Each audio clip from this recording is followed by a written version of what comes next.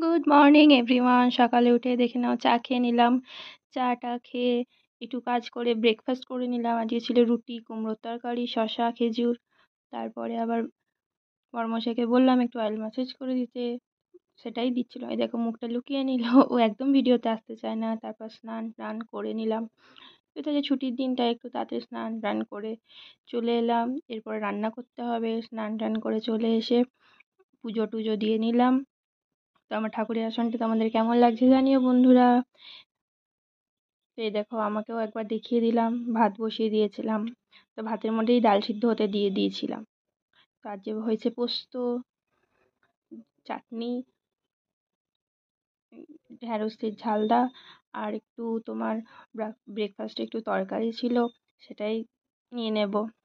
তো এই দেখো আমাদের লাঞ্চের থালা রেডি হয়ে গেছে। তো বৌদি ওপর থেকে আবার মাংস পাঠিয়েছিল, সেটাও নিয়ে এসেছিলাম। তো আমরা এবার খেয়ে নিচ্ছি। তারপর খেতে খেতেই শুনলাম আইসক্রিমের ঘন্টা বাজছে। তো এটা আমার খুব ফেভারিট। তো বিকেলবেলায় আবার বড়মশাই চা করে দিল আমাকে। তো তারপর আমি আবার রান্না করছিলাম। তো ভাত খেতে ভাল লাগছিল না বলে আমি এটা করে নিলাম।